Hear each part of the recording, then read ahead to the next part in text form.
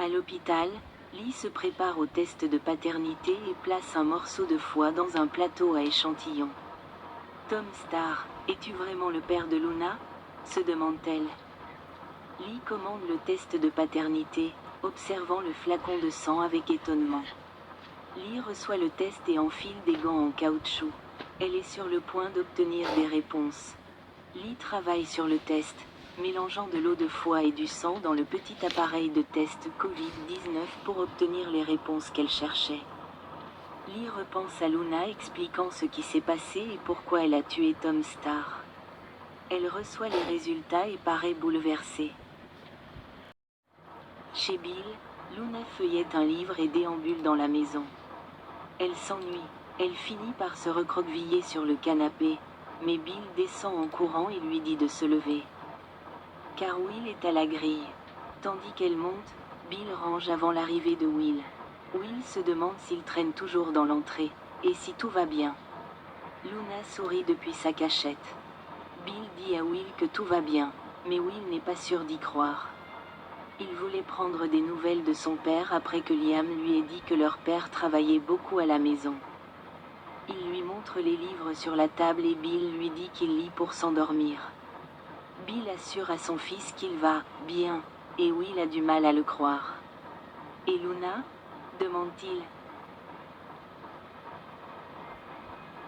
Bill dit à Will de ne pas parler de Luna, mais Will sait que penser qu'il a une fille lui a probablement embrouillé la tête.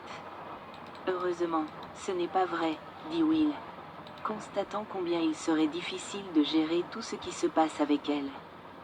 Bill assure qu'il n'aura plus jamais à parler de Luna, car il n'aura plus jamais à penser à elle. Luna écoute Will s'excuser d'avoir évoqué Luna, sachant que c'était une période difficile. Bill dit qu'il regarde au-delà de ce qu'a fait Luna et se tourne vers l'avenir. Will admet que lorsqu'il a appris que son père était absent du bureau, il a supposé que c'était avec une autre femme. Luna continue d'écouter. Chez Forrester, Carter hésite quant au retour de Steffi, mais Brooke souligne qu'il est logique qu'elle revienne. Hope rappelle à sa mère comment Steffi prenait ses décisions avant que tout cela ne commence. Elle se demande s'ils peuvent vraiment lui faire confiance. Carter leur rappelle qu'il a invité les Forrester à rester dans l'entreprise et qu'ils ont décliné. Il serait donc difficile de ne pas accueillir Steffi à nouveau. Hope leur rappelle à tous deux que Steffi pourrait faire dérailler leur progression. Brooke et Carter savent que Steffi est qualifiée, mais Hope s'inquiète de leur confiance. La confiance est la question centrale. Brooke ne sait pas si elles peuvent lui faire confiance, mais elles devraient lui donner une chance de faire ses preuves. Et peut-être que cela incitera les autres à revenir. Hope sait que Brooke veut le retour de Ridge, mais elle dit à sa mère de ne pas se laisser faire.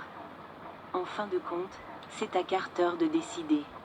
Brooke demande à Carter s'il est prêt à donner une chance à Steffi, mais Carter s'intéresse à la vie de Hope. Hope admet qu'elle n'est pas sûre d'accueillir à nouveau Steffi, mais qu'elle finira par suivre les souhaits de Carter.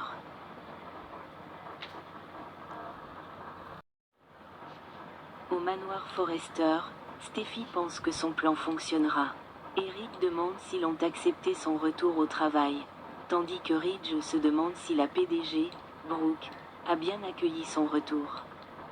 Steffi sait que Carter, Brooke et Hope s'inquiètent de son retour et se demandent peut-être ce qu'elle manigance. Mais Steffi affirme qu'elle ne s'arrêtera pas tant qu'elle n'aura pas récupéré l'entreprise. Le téléphone de Steffi sonne. C'est Carter. Carter dit qu'ils ont discuté de sa proposition et aimerait lui parler. Elle raccroche et dit à son père et à son grand-père qu'ils veulent la voir. Eric craint que Steffi ne tombe dans un piège. Mais Steffi dit qu'il sous-estime Stephanie Forrester, l'homonyme de sa grand-mère. Avec l'ADN de sa grand-mère en elle, Steffi est prête à tout, y compris à récupérer leur entreprise.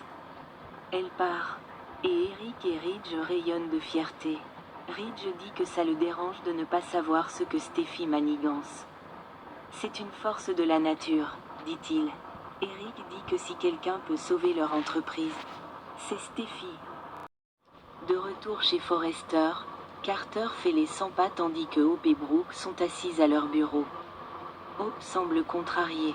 À l'arrivée de Steffi, elle se montre cordiale et admet qu'elle sait que la décision n'a probablement pas été facile pour elle. Carter dit qu'il sait qu'elle n'a pas cru à ses motivations pour reprendre l'entreprise et qu'il sait qu'il a blessé sa famille. Il a du mal à accepter cela.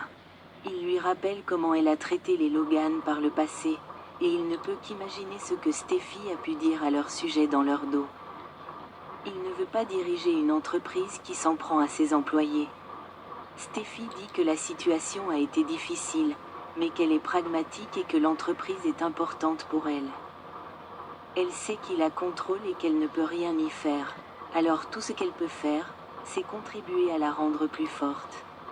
Elle sera cette personne pour Carter. Travaillant selon ses règles, elle fera le nécessaire pour lui. Elle lui demande s'ils ont un accord. Bon retour, Steffi, ne me fais pas regretter ça, dit-il. Elle lui dit que c'est la bonne chose à faire et lui promet qu'elle sera là pour aider Forrester à devenir tout ce qu'il mérite. Elle jette un coup d'œil à Hope. Rien ne m'arrêtera.